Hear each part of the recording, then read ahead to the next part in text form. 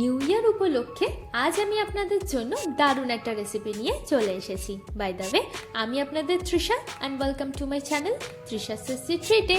আর আজকে আমি বানাচ্ছি রাজস্থানের স্পেশাল একটা মিষ্টি ঘেবার। তাহলে চলুন শুরু করা যাক।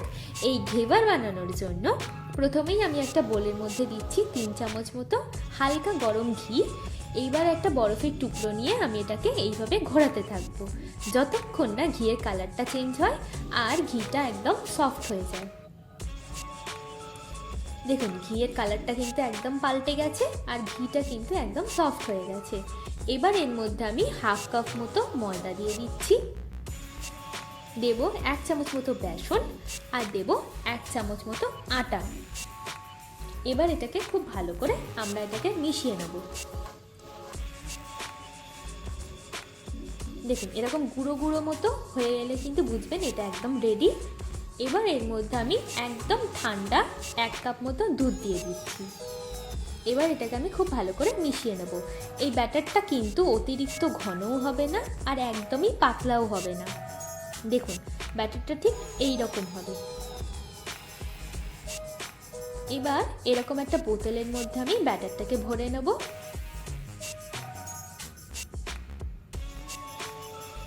দেখুন, বোতলে ব্যাটার ভরা হয়ে গেছে। চলুন এবার ঘেবারটা বানানো যাক।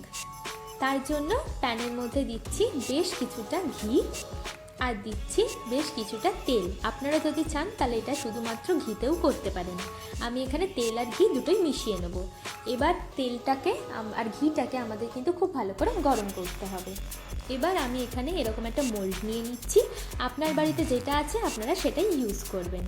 এবার গ্যাসের ফ্লেমটাকে একদম হাইতে রেখে এইভাবে, দেখুন ভিডিওতে ঠিক যেরকমভাবে দিচ্ছি এইভাবে উপর থেকে আমি ব্যাটারটাকে এইভাবে ছড়াতে থাকবো।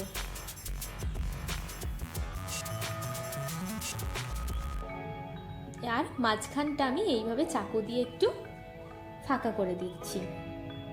এবার আস্তে আস্তে মোলটাকে আমি সরিয়ে নেব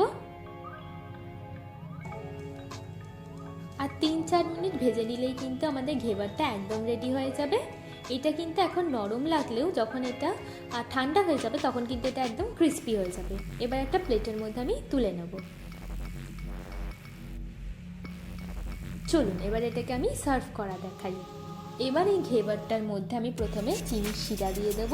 বেশি কিছুই না, 1 কাপ জল আর 1 কাপ চিনিকে ভালো করে ফুটিয়ে নিলেই কিন্তু আমাদের এই চিনির শিরাটা একদম রেডি হয়ে যাবে। চিনির শিরা দেওয়া হয়ে গেছে। এবার ওপর থেকে আমি ক্যারামেল ক্ষীর দিয়ে দিচ্ছি। এই ক্যারামেল ক্ষীরের রেসিপি যদি আপনারা দেখতে চান তাহলে ডেসক্রিপশন বক্সে লিঙ্ক দেওয়া আছে, আপনারা গিয়ে চেক করে নিতে পারেন। চলুন এবার ঘেবারটাকে সার্ভ করা যাক। আমার ভিডিওটি যদি আপনাদের ভালো লেগে থাকে তাহলে প্লিজ একটি লাইক করবেন, প্রচুর প্রচুর শেয়ার করবেন আর এরকম আরও ভিডিও পেতে আমার চ্যানেলটিকে সাবস্ক্রাইব করবেন।